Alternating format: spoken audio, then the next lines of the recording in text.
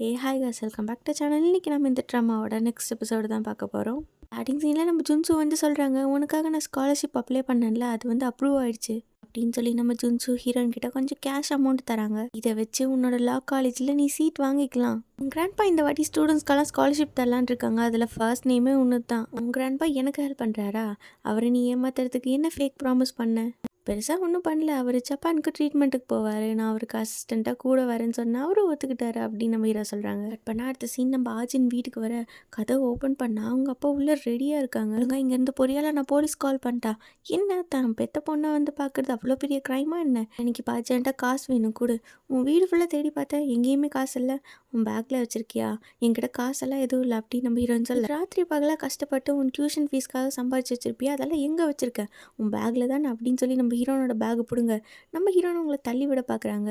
அதில் அவங்க மூஞ்சியில் அடிபட்டு அதில் கடுப்பான நம்ம ஹீரோனோடப்பா அவங்கள பிடிச்சி கீழே தள்ளி அவங்களோட பேக் எடுத்துடுறாங்க. அப்புறம் அதுலேருந்து காசும் எடுத்துடுறாங்க. ஆஜினும் எவ்வளவோ ட்ரை பண்ணுறாங்க அவங்கள தடுக்கிறதுக்கு. ஆனால் நம்ம ஹீரோனோடப்பா அவங்கள கொஞ்சம் கூட கேர் பண்ண நம்ம ஆஜின் மயங்க வரைக்கும் அவர் போட்டு பயங்கரமாக அடிக்கிறாங்க. அதுக்கப்புறம் நம்ம ஹீரோன் பேக்லேருந்து பணத்தை எடுத்துகிட்டு இப்போதைக்கு எனக்கு இது போதும் அப்படின்னு சொல்லிட்டு அங்கேருந்து போயிடுறாங்க. இப்போ நம்ம ஹீரோன் அந்த இடத்துல மயங்க அடுத்த சீனில் இப்போ நம்ம ஹீரோனோட பாஸ்ட் தான் காட்டுறாங்க.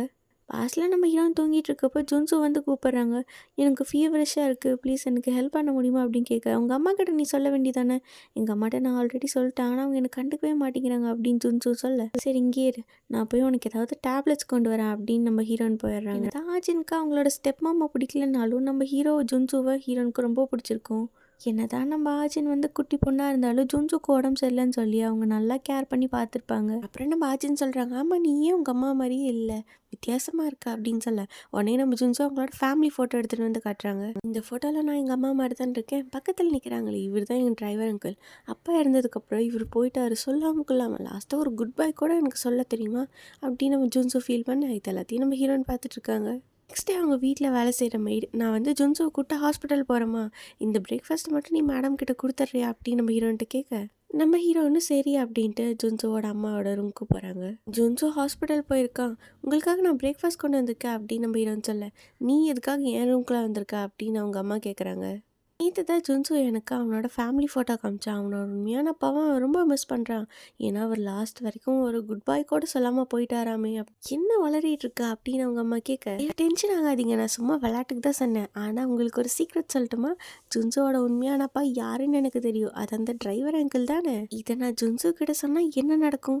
ஒரு வேளை அவனோட கிராண்ட்பாக்கு தெரிஞ்சா உங்களுக்கு சொத்துலேருந்து ஒரு பைசா கூட கிடைக்காதுல்ல அப்படின்னு நம்ம ஹீரோயின் வில்லன் மாதிரி சிரிச்சுட்டு சொல்ல, குட்டி சாத்தான் ஒழுங்கு குழந்தை மாதிரி நடந்துக்கும், அடல்ட் மாதிரி பேசாதா அப்படின்னு நம்ம ஜுன்சுவோட அம்மா மிரட்ட. அப்படின்னா நீங்கள் என்ன அனாத ஆசிரமத்துக்கு அனுப்புறதை பற்றி கனவுல கூட யோசிக்கக்கூடாது, நான் இந்த வீட்டில் தான் இருப்பேன்.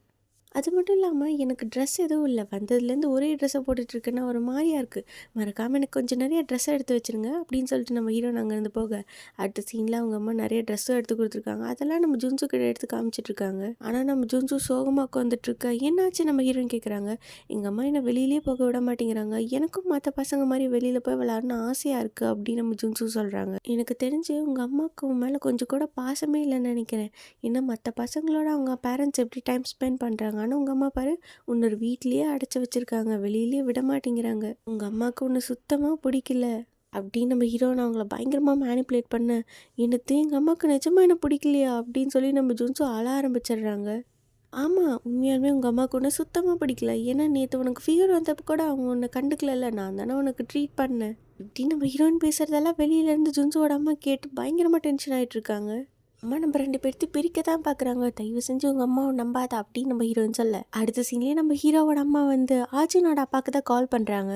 என்னையா பொண்ணு வளர்க்க சொன்ன குட்டி சாத்தான வளர்த்து வச்சிருக்கா, அவள் சரியான சைக்கோவாக இருக்கா, எல்லாத்தையும் மேனிப்புலேட் பண்ணுறா, என்னென்ன வேலை தெரியுமா பண்ணுறாவ அப்படின்னு சொல்லி பயங்கரமாக கத்திட்டு இருக்கான். ஆல்ரெடி வந்துட்டு சொன்னேன் ஆஜின்கிட்ட வச்சுக்காத, அவங்க அம்மா மாதிரியா ஒரு சரியான சைக்கோ, என்னால் இதுக்கு மேலே உன் பொண்ணு கூட ஒரு நிமிஷம் கூட இருக்க முடியாது, ஒழுங்காக அவளை உன் கூட கூப்பிட்டு போயிரு, இல்லைன்னா கொண்டு போய் ஆர்ஃபனேஜில் விட்டு வந்துடு, அது வரைக்கும் நான் அவனை லீகலாக கல்யாணமே பண்ணிக்க மாட்டேன் அப்படின்னு சொல்கிறாங்க. நான் வந்து வேலை தான் இருக்கேன், எனக்காக கொஞ்சம் வெயிட் பண்ணு, எப்படியாவது அவளுக்கே தெரியாமல் அவளை வீட்டை விட்டு வெளில கூப்பிட்டு வந்துடு, அதுக்கப்புறம் நான் எங்கேயாவது கூப்பிட்டு போய் விட்டு வந்துடுறேன். அப்படின்னு நம்ம அர்ஜுனோட அப்பா சொல்ல காலை கட் பண்ணிட்டு பார்த்தா நம்ம அர்ஜுன் அவங்க முன்னாடி வந்து நிற்கிறாங்க. என்ன மறுபடியும் என்னை வந்து வேவு பார்க்க வந்துட்டீங்களா? நம்ம அர்ஜுனா என்னென்னமோ பேசி ஜுன்சோட அம்மாவை பயங்கரமாக ட்ரிகர் பண்ணி விட்டுறாங்க. இதில் கடுப்பானவங்க அர்ஜுன் அந்த இடத்த விட்டு தூக்கிட்டு போகிறாங்க. நம்ம ஹீரோக்கு கேட்கணுங்கிறதுக்காகவே நம்ம அர்ஜுன் அங்கே இருந்த திங்ஸ் எல்லாம் தட்டி விட்டு அப்படியே கத்திட்டு போக நம்ம ஜுன்சோ பின்னாடியே வந்து பார்க்குறோம். ஜுன்சோட அம்மா நம்ம ஹீரோயினை பாட்டப்பில் போட்டு அப்படியே கொலை பண்ண ட்ரை பண்ணிருக்காங்க. இதை பார்த்ததும் நம்ம ஜுன்சோ அப்படியே ஷாக்கில் பயந்து போய் நிற்க ஜுன்சோ அந்த இடத்துல இருக்கிறத பார்த்து தான் அவங்க அம்மா ஆஜினை விட்டுறாங்க. அப்போ நம்ம ஹீரோயின் வந்து ஹீரோவை திரும்பி பார்க்க அப்போ தான் நம்ம ஜுன்சுக்கு வந்து புரியுது ஆஜின் சொன்னதால உண்மைதான் போல. உண்மையாலுமே நம்ம அம்மாவுக்கு நம்மளை பிடிக்கல போல, அதனால தான் நம்மளே ஆஜினையும் பிரிக்க ட்ரை பண்ணுறாங்க அப்படின்னு சொல்லி ஜுன்சு அவங்க அழுதுட்டு பயத்தோட பார்த்துட்டு இருக்க ஜுன்சுவை பார்த்து தான் அவங்க ஆஜினோட கையை விட்டுறாங்க. உடனே நம்ம ஹீரோயின் அந்த இடத்த விட்டு ஓடுறாங்க. சீக்கிரமாக 911க்கு கால் பண்ண அப்படின்னு சொல்லிட்டு நம்ம ஹீரோயின் மாடிக்கு ஓட நம்ம ஹீரோவோட அம்மாவும் பின்னாடியே அவங்கள துரத்திட்டு போகிறாங்க.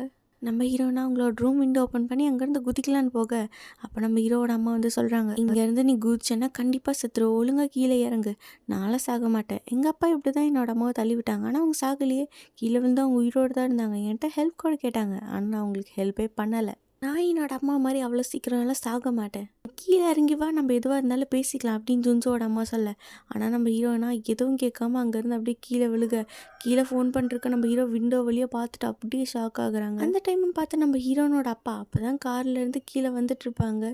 இப்போ கட் பண்ண அடுத்த சீன் நம்ம ஹீரோயின் ஹாஸ்பிட்டலில் இருக்காங்க. ஆல்ரெடி இவ்வளோ ஆர்ஃபனேஜில் விடலான்னு சொன்னேன், நீ கேட்டியா அப்படின்னு சொல்லி அவங்க பேரண்ட்ஸ் அங்கே சண்டை போட்டுட்டு இருக்க நம்ம ஹீரோயின் இதெல்லாம் கேட்கக்கூடாதுன்னு சொல்லி அவங்களோட காதை மூடிக்கிறாங்க. அப்போ நம்ம ஜுன்சு வந்து சொல்கிறாங்க, நான் உன் டைரியை படிச்சுட்டேன், நீ எதுக்கும் கவலைப்படாத, நானுமேட்டு உன் கூட இருப்பேன் அப்படின்னு.